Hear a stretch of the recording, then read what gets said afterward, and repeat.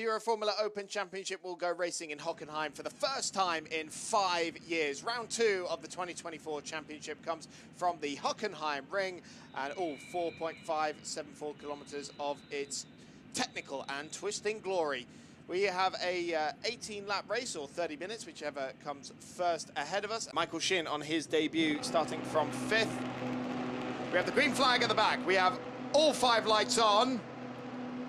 It's lights out in Hockenheim. Not a great start made by Brad Benavides. Second place, Benavides survives in 3rd position, just about manages to hold back Jakob Bergmeister, but it is the Hungarian Levente Reves leading and just about holds the championship leader at bay. Jakob Bergmeister right in the thick of that as well. Simonazzi again having to try and fend off the pursuit of Benavides, but Reves now stretching his legs. He's pulled almost 3/4 of a second while the 2 cars behind him have been squabbling. Right behind them, Fernando Barrichello and then Michael Shin a little bit just off the pack in that white wing-tipped number 23 car. Felipe Dragovic, Aston Martin Formula 1 reserve driver as well.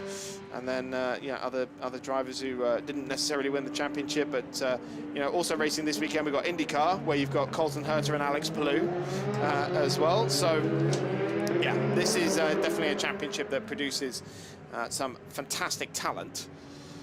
And we are hopefully seeing more of that this year with the likes of Bergmeister, Reves, maybe Michael Shin as well. Shout out to him on his first race at the moment. It's slightly lonely at the back of the grid, but 1.7 seconds behind Fifo Barrichello, having just come over from the Formula Regional Oceania Championship. I believe he's going to be racing in Euro Cup 3 this year as well. But the 19-year-old South Korean not doing himself a disservice at all, lapping very competently in the mid-34s at the moment.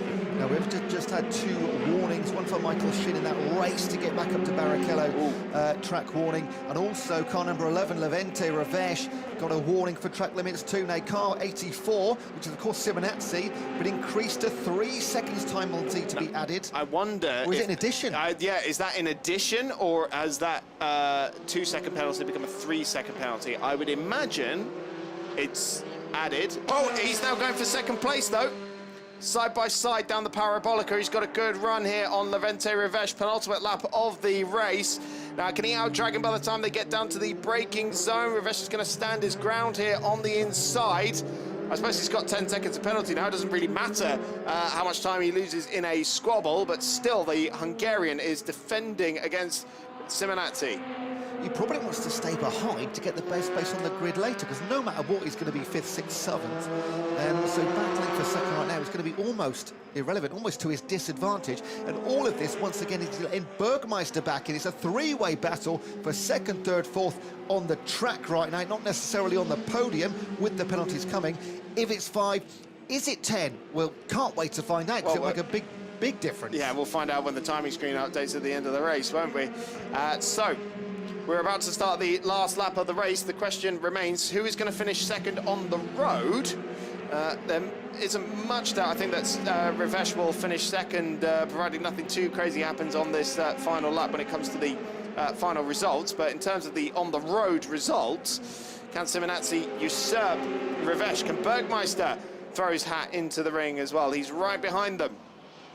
Benavides goes into this last lap with a 4-second advantage. He's on course for his 2nd victory of the season. Reves leading this train for 2nd position, ahead of Simonazzi and Bergmeister, heading down the Parabolica for the final time.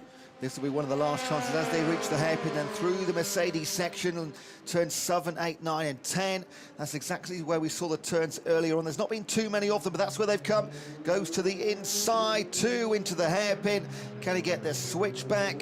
Simonazzi, no, he can't. Not enough speed through there. Reves holds on. Bergmeister once again coming back into this one. Little bit too far away potentially. Look at this, nose to tail. Goes to the inside. Can he get the switch back and move to the in? No, he can't. Reves covers. What a final lap we've got here. Ravesh holding on. Oh, goes a little bit wide. Back comes Simonazzi into second position on the track. Remember, penalties to come. It's going to knock him down the order, but a little bit of glory on the track at least. Benavides is going to take the win, but Simonazzi moves away. Then Ravesh and Bergmeister can fight it out for third. Meanwhile, here comes Brad Benavides coming through the final two corners. It was his maiden victory in car racing last time out in Portimao. He's repeated that feat again with victory in race number 1 in Hockenheim. And second across the line will be Francesco Simonazzi. We'll see how far down he falls down the timing order. Levente Ravesh third across the line. Jakob Bergmeister fourth across the line. Let's try and produce the best races possible. Here's a look at the results then. Brad Benavides, for the second time this season, is victorious ahead of Levente Ravesh and Jakob Bergmeister, his 4th ever podium in the EuroFormulaOpen.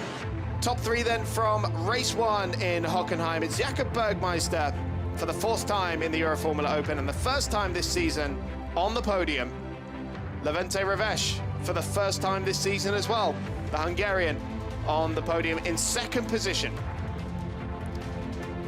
But out at front, for the second time this season, Brad Benavides is victorious and extends his lead in the championship on this occasion. But we've got 2 more races to come this weekend to try and topple Sonoda's long-standing record at this circuit. And on the podium now, Jakob Bergmeister on the right-hand side and Levente Ravesh on the left. Both standing on the podium for the first time this season. Brad Benavides up there on the top step.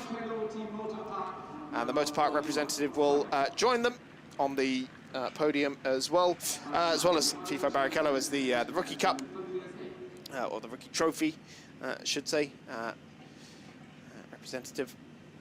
And it will be the American national anthem for Brad Benavides and his 2nd victory of the season.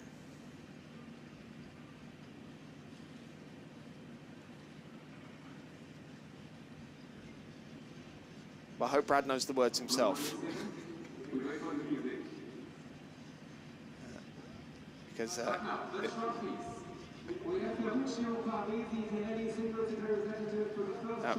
Brad can just hum it to himself, I think.